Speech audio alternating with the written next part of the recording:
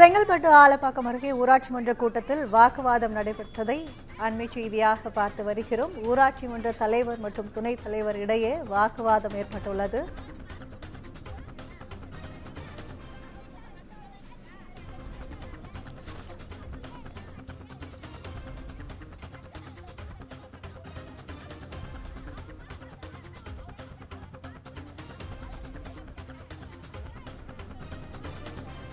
செங்கல்பட்டு ஆலப்பாக்கம் ஊராட்சி மன்ற கூட்டத்தில் தலைவர் மற்றும் துணைத் தலைவர் இடையே வாக்குவாதம் நடைபெற்றது. பஞ்சாயத்தில் இதுவரை தூய்மை பணியாளர்களுக்கு இதுவரை ஊதியம் வழங்கவில்லை என்ற குற்றச்சாட்டில் இந்த வாக்குவாதம் நடைபெற்று வருவதை அண்மை செய்தியாக பார்த்து வருகிறோம்.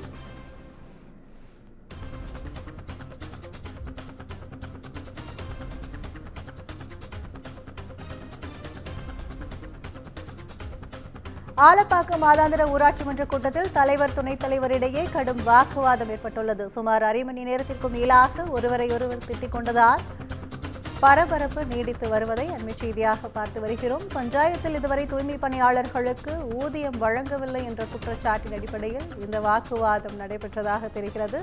தலைவர் துணைத் தலைவர் இடையே ஏற்பட்ட சலசலப்பால் கூட்டம் முடங்கியுள்ளது.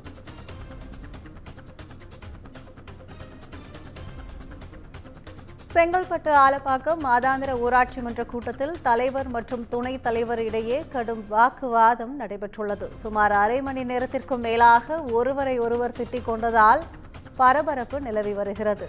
பஞ்சாயத்தில் இதுவரை தூய்மை பணியாளர்களுக்கு ஊதியம் சரியாக வழங்கவில்லை என்ற குற்றச்சாட்டின் அடிப்படையில் தலைவர் மற்றும் துணைத் தலைவர் இடையே ஏற்பட்ட வாக்குவாதத்தால் கூட்டம் நடைபெறாமல் முடங்கியுள்ளதை அண்மை செய்தியாக பார்த்து வருகிறோம். கூடுதல் விவரங்களை செய்தியாளர் சக்திவேல் வழங்க கேட்கலாம். வணக்கம் சக்திவேல், கூடுதல் விவரங்கள். நிச்சயமாக வணக்கம் கற்பகம். செங்கல்பட்டு மாவட்டம் ஆலப்பாக்கம் ஊராட்சியில் செங்கல்பட்டு மாவட்ட ஆட்சியர் அலுவலகம் மற்றும் காவல் கண்காணிப்பாளர் அலுவலகம், புதிய பேருந்து நிலையம், அரசு தொழிற்பயிற்சி மையம் உள்ளிட்ட அரசு அலுவலகங்களை சார்ந்த அலுவலகங்கள் ஊராட்சியாக செயல்பட்டு வருகிறது. இந்த ஆலப்பாக்கம் ஊராட்சியின் தலைவராக என்பவர் பரிமளா பதவி வகித்து வருகிறார். துணைத் தலைவராக சத்யா கோபிநாத் என்பவர் பதவி வகித்து வருகின்றனர். 9வது வார்டு உள்ளடக்கிய இந்த ஊராட்சியில் ஆரம்பம் முதலே தலைவர் மற்றும் துணைத் தலைவருக்கு இடையே தொடர்ந்து போட்டியான அந்த போட்டிகள் நிலவி வருகிறது. ஒருவரை ஒருவர் குற்றம் சாட்டி கொண்டு துணைத் தலைவரை தற்காலிகமாக சஸ்பெண்ட் செய்து வைத்திருந்தனர். அதே போல் தற்போது மீண்டும் சத்யா கோபிநாத் துணைத் தலைவராக பதவியேற்றுக் கொண்டனர்.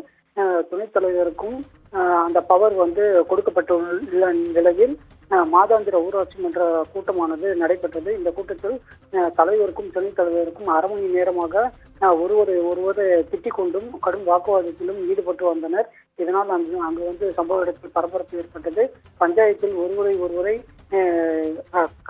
திட்டிக் கொள்ளும் சம்பவம் அங்கு இருந்த சக ஊழியர்களிடமும் பரபரப்பை ஏற்படுத்தியிருந்தது. இதுவரை துப்புரவு பணியாளர்களுக்கு ஊதியம் முறையாக வழங்கவில்லை என துணைத் தலைவர் கையெழுத்து போட்டால்தான் சம்பளம் வழங்க முடியும் எனவும் துணைத் தலைவர் கையெழுத்து போட தயாராக இருந்தாலும் அதனை தலைவர் மறுப்பதாகவும் தெரிவிக்கப்படுகிறது. இதனால் அந்த கூச்சலுக்கான 2 நபர்களுக்கு இடையே கூச்சலுக்கான காரணமாக ஏற்பட்டுள்ளது. இதனால் அங்க பரபரப்பான சூழ்நிலை ஏற்பட்டுள்ளது. கற்பகம். விவரங்களுக்கு நன்றி சக்திவேல். கட்சியே இல்லை